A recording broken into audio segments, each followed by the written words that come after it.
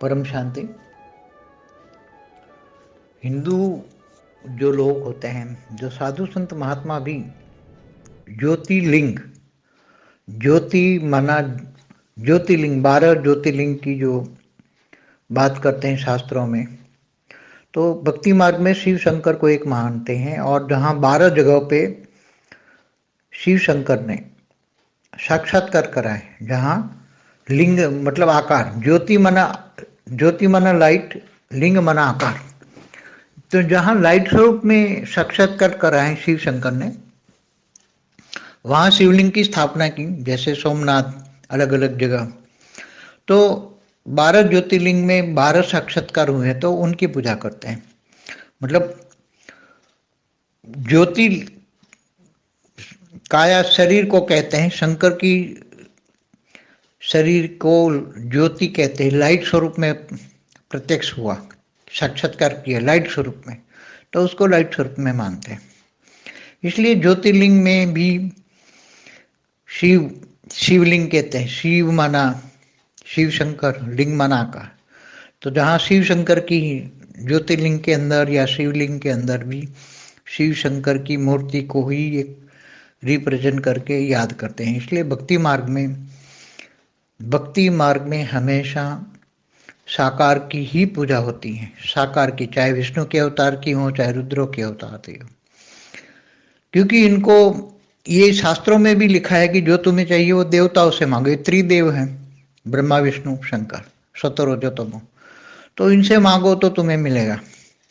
बाकी जो निराकार, जो परब्रह्म परमेश्वर, शास्त्रों में लिखा है निर्गुण निराकार, उसका नाम रूप रंग कुछ भी नहीं है, तो इन लोगों ने शिव रख दिया, बीके वालों ने जैसे शिव रख दिया। हम भी निराकार शिव कहते हैं, क्योंकि समझाने के लिए निराकार शिव है कहते हैं।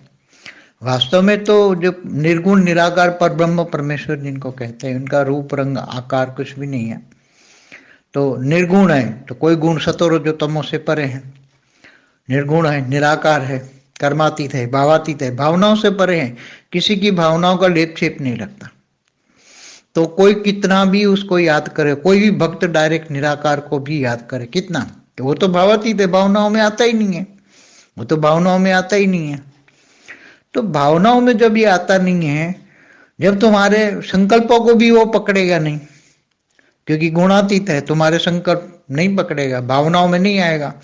और भक्ति मार्ग, भक्ति की जब मूर्ति की पूजा करता है तो मूर्ति में भावना होता है, तो भावनाओं में वो भावातीत, भावनाओं में आता है। तो भावना माना प्यार, प्यार होता है तो प्यार से पावर मिलता है। और वो तो निर्गुण निराकार, तो भावातीत, कर्मातीत, गुणातीत है, तो उनको वो भावनाओं में भी कभी नहीं आता, ना किसी डायरेक्ट। उनने ब्रह्मांड की रचना भी ऐसी तरह की है कि जो भी चाहिए वो तुम 3 देवताओं से मांगो या देवी ब्रह्मांड की आदि शक्ति से मांगो। हमेशा त्रिदेव की भी रचयिता ब्रह्मांड की आदि शक्ति से मांगो, जिनसे चाहिए वो मांगो, मगर देने वाले नीचे है। इसलिए हमेशा हिंदू शास्त्रों में लिखा है 3 देवताओं की पूजा करो, 3 देवता देंगे। निर्गुण निराकार को तो याद करते ही नहीं, हिंदू शास्त्रों में कोई याद ही नहीं करता। ज्योतिर्लिंग की भी पूजा भी शिव शंकर की है, शिवलिंग की भी पूजा शिव शंकर की है। निराकार की कोई पूजा, निराकार का कोई प्रावधान ही नहीं है भारत में कोई, क्योंकि इनको पता है कि निराकार की पूजा करने से कुछ नहीं मिलेगा, क्योंकि वहां तुम्हारे वो भावातीत है, भावनाओं में कभी आता ही नहीं है। भावातीत, कर्मातीत, गुणातीत वाला कैसे तुम्हारे संकल्प वहां पकड़ेगा। और परम धाम तक तो संकल्प किसी के जाएंगे नहीं, ज्यादा से ज्यादा संकल्प जाएंगे तो विष्णु की बहुत पूजा करो, तब वो विष्णु तुम्हारी विष्णु तक संकल्प जाते हैं और तुम्हें वैकुंठ बुलाते हैं। और शिव शंकर, शंकर को याद करना एकदम साधारण, भूत प्रेत भी याद करते रहते हैं, और वहाँ रहते हिमालय में, तो उनकी साधना करते तो उनको फिर प्राप्ति होती। क्योंकि महादेव को महादेव इसलिए कहा कि वो किसी असुर ज्यादातर महादेव की साधना करते हैं तो जल्दी से प्रसन्न होते हैं, क्योंकि वो साकार में है। जो महादेव है वो साकार में है, इसलिए जल्दी प्रसन्न हो जाते हैं और वरदान दे देते हैं। भस्मासुर जैसे असुरों को वरदान देते हैं, फिर अपने बचने के लिए विष्णु को आना पड़ता है, और विष्णु फिर उसको मोहिनी रूप धारण करके उसको बचाता है। और विष्णु रहता है विष्णुपुरी में 50% परम तत्व है, तो परम तत्वों की दुनिया जो होती है विष्णुपुरी से स्टार्ट होती है, तो बहुत अलग चीज है। इसलिए दूध जैसा सागर, मतलब परम तत्व जो है तो वो दूध ही जैसा सागर है। धरती में सागर है ऐसा नहीं, परम तत्वों का जो वायुमंडल है, परम तत्वों का 50% परम तत्व है वायुमंडल में, तो वो दूध जैसा सागर है। वहाँ वैकुंठ में जाएंगे तो वैकुंठ एकदम, वहाँ अतीन्द्रिय सुख का अनुभव मिलेंगे। वैकुंठ में रहने वालों को, वैकुंठ में रहते हैं उनको, जितनी भी विष्णुपुरी में रहने वाली आत्मा है उनको अतीन्द्रिय सुख का अनुभव होता है, क्योंकि वहाँ परम तत्व होते हैं। जहाँ परम तत्व परम लाइट होता है वहाँ अतीन्द्रिय सुख होता है। और धरती पर जो कृष्ण अवतार में जो रासलीला होती थी, तो आकारी आत्माओं में कृष्ण की आकारी आत्मा जो उनके साथ अनेक रूप निकाल के उनको, गोपियों को जो अनुभव कराता था, अतीन्द्रिय सुख का अनुभव कराता था, वही रासलीला देवभान से परे होती है। देवभान में अतीन्द्रिय नहीं होता, परम लाइट की दुनिया, अव्यक्त दुनिया में होता है सब। इसलिए निराकार को याद करने से कुछ नहीं मिला। हमेशा वाणियों में भी कहा है, शास्त्रों में भी कहा है। हमेशा भारतवासी साकार को मानते हैं, मूर्ति पूजक इसलिए है। और क्रिश्चियन मुसलमान निराकार को मानते हैं। हालांकि क्रिश्चियन लोग तो ये उसको परमेश्वर, उसको ही, यीशु को ही मानते, यीशु की मूर्ति रखते हैं चर्च में और उनको ही मानते हैं, इसके द्वारा मिलेगा, मैसेंजर कहो, गॉड कहो, सब उसके द्वारा मिलेगा। और जो मुसलमान लोग हैं तो निराकार को मानते हैं। आदम को खुदा मत कहो, आदम खुदा नहीं, मगर खुदा के नूर से आदम जुदा नहीं। इसलिए वो जो नूर को मानते हैं, मगर जब बहुत तकलीफें होती हैं तो जो मुसलमान साधु संत फकीर, जो जहाँ उनकी कब्र है, साधु संत महात्माओं की, इनकी जो मुसलमानों की कब्र है, वहाँ ये लोग जाते हैं। उनको पता है कि साधु संत जो हैं वो, या जिनकी पूजा करते हैं, तो ये भी सब हमारे जैसे भूत प्रेतों की पूजा करते हैं, देवी देवताओं की पूजा करते हैं। हिंदू लोग ऐसी तरह ये मंदिरों में जाते हैं देवी देवताओं के, ऐसी तरह ये जो मुसलमान जो फकीर मर गए हैं उनकी जो दरगाह होती है, दरगाहों में जाके वो मानते हैं।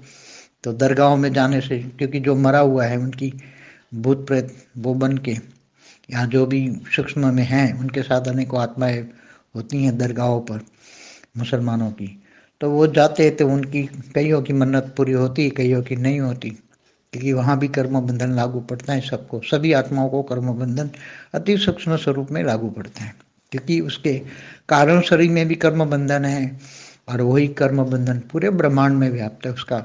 अगर वो आत्मा, धरती वाली आत्मा अगर वो ऊपर के लोकों में जाती हैं तो भी उसको कर्म बंधन लागू पड़ता है। इसलिए चाहे वो तपलोक में जाए, जनलोक में जाए, तो भी उनको तपस्या करके, ऊपर से पावर, विष्णु को याद करती है तो विष्णुपुरी में जाना है, तो भी तपस्या करके धीरे धीरे ऊपर जाती हैं, क्योंकि कहीं भी उसको कर्म बंधन है, सूक्ष्म शरीरों में ऊपर जाती हैं तब भी कर्म बंधन सूक्ष्म शरीर में, कारण शरीर में है, तो पावर चाहिए ऊपर जाने के लिए। परम शांति सोचो बोलो। बेहद परम महाशांति బేహద్ బాపూజీ ద్వాదశ జ్యోతిర్లింగాల యొక్క రహస్యమును, జ్యోతిర్లింగమునకు శివలింగమునకు కల వ్యత్యాసము గురించిన ప్రశ్నకు సమాధానం చెప్తున్నటువంటి హిందీ వీడియో ఇప్పుడు మీరు విన్నారు. దీనికి తెలుగు అనువాదం. బాపూజీ అందరికీ పరం శాంతి చెప్తూ ఉన్నారు. హిందువులు ఎవరైతే ఉన్నారో, సాధువులు కానీ, మహాత్ములు కానీ, సన్యాసులు కానీ కూడా జ్యోతిర్లింగమును అంటే జ్యోతి అని అంటూ ఉంటారు. ఇవి ద్వాదశ జ్యోతిర్లింగాలు యొక్క విషయము. శాస్త్రాల్లో కూడా దీని గురించి వర్ణన ఉన్నది. భక్తి మార్గంలో శివుడు శంకరుడు ఒకటే అని అనుకుంటున్న కారణం వల్ల ఎక్కడైతే 12 ప్రదేశాల్లో, స్థానాల్లో శివుడు ఏ విధంగా నిరాకారి రూపంలో తన యొక్క జ్యోతిని, శక్తిని సాక్షాత్కారం చేయించి ఆ పవర్ని ఆ యొక్క శివలింగంలోకి ప్రవేశపెట్టారు. శివుడు శంకరుడు కంబైండ్ స్వరూపంగా అక్కడ జ్యోతిర్లింగంగా ఒప్పుకుంటూ వచ్చారు. జ్యోతి అంటేనే ప్రకాశము, లింగము అంటే ఆకారము. ఎక్కడైతే లైట్ స్వరూపంలో ఆయన సాక్షాత్కారం చేయించాడో అక్కడ శివశంకరుల రూపంలో శివలింగం స్థాపన చేసి జ్యోతిర్లింగంగా మహిమ చేస్తూ ఉంటారు. ఎలాగా సోమనాథ్ దేవాలయం, భీమశంకర దేవాలయము, ఇలాగా 12 జ్యోతిర్లింగాలు ఉన్నాయి వేరువేరు స్థానంలో. ఇవి 12 చోట్ల సాక్షాత్కారం భక్తులకు చేయించిన కారణం వల్ల భక్తుల కోరిక మీద ఆయన అక్కడ జ్యోతి స్వరూపంగా లింగంలో ప్రవేశించడం జరిగింది. అంటే ఏంటి? జ్యోతి శరీరము, ప్రకాశమంతా శరీరము కలిగినటువంటి వాడు అని అర్థము. శంకరుడు యొక్క శరీరాన్ని జ్యోతి అని అనుకుంటూ ఉంటారు. లైట్ స్వరూపంలో ఆయన ప్రత్యక్షమై సాక్షాత్కారం అయ్యి ఆ విధంగా అందరికీ కూడా కనిపించి ఆ రూపంలో అక్కడ ఇమిడిపోయారు. అందుకనే లైట్ స్వరూపంగా ఆయన్ని జ్యోతిర్లింగంగా ఒప్పుకుంటూ ఉంటారు. జ్యోతిర్లింగం కూడా శివలింగం అనేస్తూ ఉంటారు. శివుడు అంటే శివుడు శంకరుడు స్వరూపము, లింగము అంటే ఆకారము. ఎక్కడైతే శివశంకర్లు జ్యోతిర్లింగ రూపంలో ఆకారి రూపంలో ఉంటూ ఉంటారో అక్కడ మూర్తి యొక్క విగ్రహం మరి రిప్రజెంటేట్ అది చేస్తూ దాన్ని జ్ఞాపకం చేస్తూ ఉంటారు. భక్తి మార్గంలో సదా సాకార రూపానికే పూజ ఉంటుంది. సాకారాన్నే కోరుకుంటూ ఉంటారు. విష్ణు అవతారాలైనా సరే, రుద్ర అవతారాలైనా శాస్త్రాల్లో సాకార రూపాలనే రాశారు. అదే మనం తెలుసుకోవాలి. మీరు ఏది కావాలి అనుకున్నా దేవతల్ని అడగండి. త్రిదేవులు బ్రహ్మ విష్ణు శంకర్లు కూడా త్రిదేవులే, దేవతలే వాళ్ళు కూడా. అయితే వారి యొక్క స్టేజి సతో రజో తమోగా ఉంటుంది. వారు భక్తులు వారిని కోరుకునే విధంగా వారు కూడా సాక్షాత్కారం చేయిస్తూ ఉంటారు. ఇకపోతే నిరాకార పరబ్రహ్మ పరమేశ్వరుడు గురించి శాస్త్రాల్లో నిర్గుణుడుగా, నిరాకారుడుగా, నామరూప రంగు అనేది ఏమీ లేకుండా అనేది వర్ణన చేశారు. ఈ యొక్క ప్రజలు శివుణ్ణి అక్కడ నిలిపారు. బీకేలు కూడా శివుణ్ణే పెట్టారు, కానీ లింగాకారాన్ని ఏం పెట్టలేదు. నిరాకారి శివుడు అంటూ ఒక లైటుని, ప్రకాశాన్ని అంటూ ఒక ఎర్ర లైటుని పెట్టి నిరాకార శివుడు అని చెప్తున్నారు. వాస్తవంగా ఎవరైతే త్రిగుణమైనటువంటి పరబ్రహ్మ పరమేశ్వరుని ఎవరైతే అంటూ ఉంటారో ఆయనకి రూపము, రంగు, ఆకారి రూపము అనేది ఏముండదు. ఆయన నిరాకారుడు. మరి బీకేలు శివుడు నిరాకారుడు అంటే ఆయనకి ఏ గుణాలు లేవు, మరి ఏ ఆకారము లేదు. అందుకని మరి నిర్గుణ, నిరాకార్, కర్మాతీత, భావాతీత, భావనలకు అతీతమైనటువంటి ఆయనకి ఏ భావాలు అంటుకోవు. ఈ విధంగా ఆయన్ని జ్ఞాపం చేస్తూ ఉంటారు. కానీ భక్తులు డైరెక్ట్గా నిరాకారుణ్ణి జ్ఞాపం చేయటం అనేది చాలా తక్కువ. భావాతీతంగా ఉంటూ ఆయన భావంలోకి రాడు. భావంలోకి ఎప్పుడైతే వస్తారో ఆయన ఆకారి రూపం ఉన్నట్టే. మీరు సంకల్పాలు ఏది చేసినా భావాతీతంగా ఉన్న నిరాకారుడికి ఆ సంకల్పాలు అందవు. అందుకనే గుణాతీతంగా ఉన్నారు. మీ సంకల్పాలు చేరాలి అంటే భక్తి మార్గంలో ఏదైతే సాకారానికి పూజ చేస్తూ ఉంటారో వారికే అందుతూ ఉంటాయి. ఆ మూర్తిలోకి భావనలు వెళ్తూ ఉంటాయి. భావనల ద్వారా వారి ప్రేమకు సంకల్పాలకి రిటర్న్ అనేది భక్తులకి లభిస్తూ ఉంటుంది. ఇక్కడైతే త్రిగుణ్ నిర్గుణ్ మరి అయినటువంటి నిరాకారుడు భావనలను తీసుకోడు. బ్రహ్మాండం యొక్క రచయిత ఆయన కూడా భావనలకు అతీతమైన వాడే.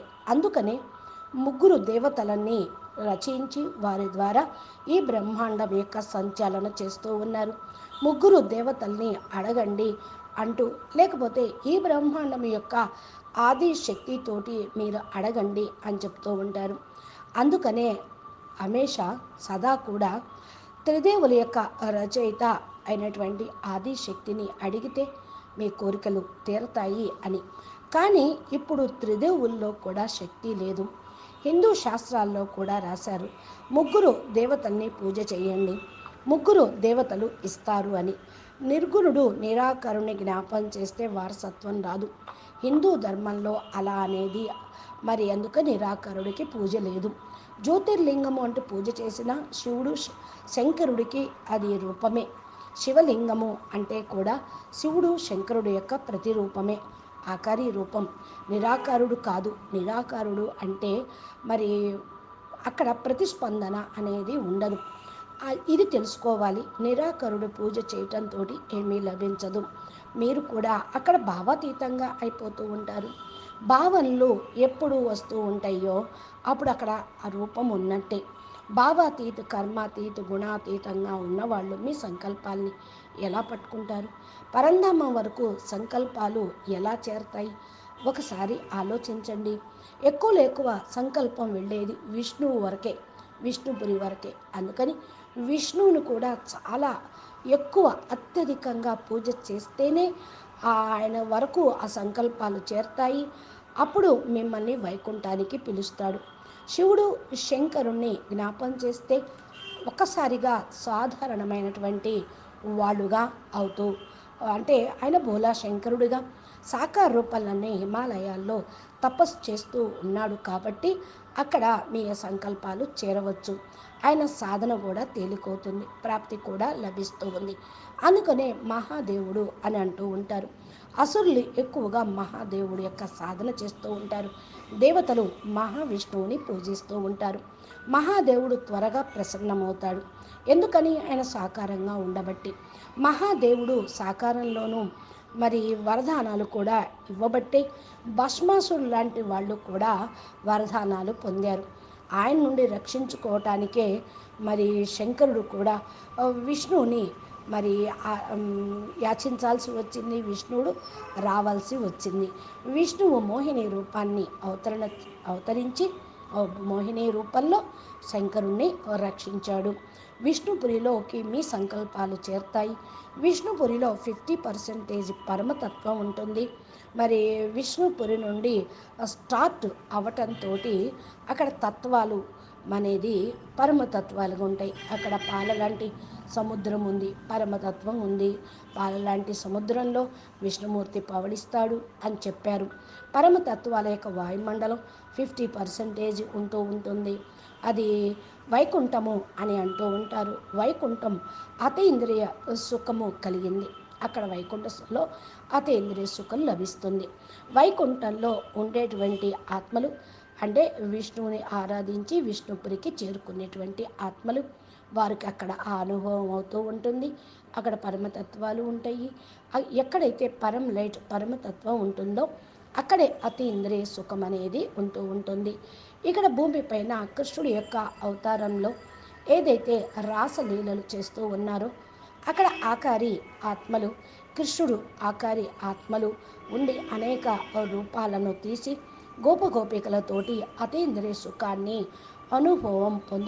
అనుభవం చేయిస్తూ ఉంటారు. ఇది దేహాభిమానానికి అతీతమైనటువంటి రాసలీల. దేహాభిమానంలో అతీంద్రియ సుఖం అనేది ఉండదు. పరం లైట్ ప్రపంచంలో, అవ్యక్త ప్రపంచంలోనే అతీంద్రియ సుఖం ఉంటుంది. నిరాకారుణ్ణి జ్ఞాపం చేస్తే మీకేమీ లభించదు. అందుకని అవ్యక్తవాణిలో సాకార మోడీలో కూడా ఎప్పుడూ చెప్తూ ఉండేవాళ్ళు, భారతవాసీలు సాకారుణ్ణి ఒప్పుకుంటారు, మూర్తి పూజ అందుకే చేసేది. కానీ క్రిస్టియన్స్, ముసల్మాన్లు నిరాకారుణ్ణి పూజిస్తారు. మరి క్రిస్టియన్స్ ఏమంటారు? పరమేశ్వరుడు యేసు అంటూ ఐఎమ్ సన్ ఆఫ్ గాడ్ అని అంటూ ఉంటారు. యేసు యొక్క మూర్తిని అక్కడ పెడతారు చర్చెస్లో. ఆయన ఒప్పుకుంటూ ఉంటారు, ఆయన ద్వారా లభిస్తుంది అని. ఆయన్ని మెసెంజర్ అంటారు, ఆయన్ని గాడ్ ఆఫ్ సన్ అని కూడా అంటూ ఉంటారు. ముసల్మాన్లు అయితే ఇక నిరాకారుణ్ణి నూరంటూ ఖుదా అంటారు. అయితే ఆదంకో ఖుదా, ఆదంను ఖుదా అని అనవద్దు. ఆదం ఖుదా కాదు. ఖుదా నూరు నుండి ఆదం ఎప్పుడు వేరు కాడు అని కూడా చెప్తూ ఉంటారు. ఈ విధంగా చాలా అర్థం చేసుకోవాల్సిన విషయాలు ఉన్నాయి. ముసల్మాన్లు, సాధు మహాత్ములు, ఫకీర్లు ఎక్కడైతే కబ్ర్ ఉంటుందో అక్కడ మరి నిరాకారుణ్ణి పూజిస్తూ ఉంటారు. సాధు మహాత్ములు, ముసల్మాన్లు కబ్రులో ఉండేటువంటి వాళ్ళకు తెలియదు అసలు ఎవరిని పూజిస్తున్నారు అనేది. భూత ప్రేతాలను పూజిస్తూ ఉన్నట్లే అది కూడా. దేవీ దేవతల యొక్క పూజ చేయటం హిందూ ధర్మం యొక్క సంప్రదాయం. అందుకనే గుళ్ళల్లోకి వెళ్తూ ఉంటారు దేవీ దేవతలను ఆరాధించడానికి. ఈ విధంగానే ముసల్మాన్లు, ఫకీర్లు చనిపోయి ఉన్నారు కదా, అక్కడ గోరీ ఉంటుంది, అక్కడ సమాధిగా ఉంటుంది. అక్కడికి వెళ్ళి వాళ్ళు ఆయన దేవుడిగా పూజించి నమస్కారం చేస్తూ ఉంటారు. భూత ప్రేతాలుగా అయ్యి అక్కడే సూక్ష్మంగా ఉంటారు. ఇక్కడ అనేక మంది ఆత్మలు ఉంటారు. కాబట్టి ఏదైతే మీరు మరి అర్థం చేసుకోవాల్సిన విషయం, ఏదైతే కోరికలు కోరుతూ ఉంటారో అది సాకారానికే కోరటమే కానీ నిరాకారుడి కోరిక అనేది తీర్చడు. ఇక్కడ కర్మ బంధన అనేది తగులుతూ ఉంటుంది. ఆత్మల యొక్క కర్మ బంధన అతి సూక్ష్మ రూపంలో ఉంటుంది. ఈ కారణం వల్లే శరీరంతో ఉన్నటువంటి వాళ్ళందరూ కర్మ బంధనాలకు ఇరుక్కుపోతూ ఉంటారు. కర్మ బంధన ఈ బ్రహ్మాండం మొత్తం వ్యాపించి ఉంది. ఆత్మ ఈ భూమి మీదకి రావటంతో కర్మలు చేయటం జరుగుతూ ఉంటుంది. భూమి మీద ఉన్నటువంటి ఆత్మలు పై లోకాలకి వెళితే వారి కర్మ బంధన కూడా తగులుతూ ఉంటుంది. తపలోకానికి వెళ్ళి జనలోకానికి వెళ్ళటము, వారు తపస్సు చేయటము, ఆ పైన విష్ణుపురికి లోకి వెళ్ళాలి అంటే విష్ణువుని జ్ఞాపం చేయటము, అక్కడికి వెళ్ళటము, అక్కడ తపస్సు చేసి ఇంకా పైకి వెళ్ళటము ఉంటుంది. వీరికి కర్మ బంధన అతి సూక్ష్మంగా ఉంటుంది. సూక్ష్మ శరీరము తోటే వాళ్ళు పైకి వెళ్తూ ఉంటారు. సూక్ష్మ శరీరంలోకి పైకి వెళ్ళిన తరువాత వారికి కర్మ బంధన అనేది ఉండదు. కర్మ బంధన సూక్ష్మ శరీరము కారణ శరీరంలో సమాప్తం అయిపోవటంతో వాళ్ళు పైకి వెళ్ళటం అనేది జరుగుతూ ఉంటుంది. ఏదైతే పవరు కావాలో వాళ్ళకి పూర్తిగా పైకి వెళ్ళటానికి ఆ పవర్ అనేది లభిస్తూ ఉంటుంది అంటున్నారు బాపూజీ. అచ్చా, పరం శాంతి, నమస్తే, ధన్యవాదాలు. బేహద్కే బేహద్ పరం పరం పరం. మహాశాంతి హై, మహాశాంతి హై, మహాశాంతి హై. నమస్తే.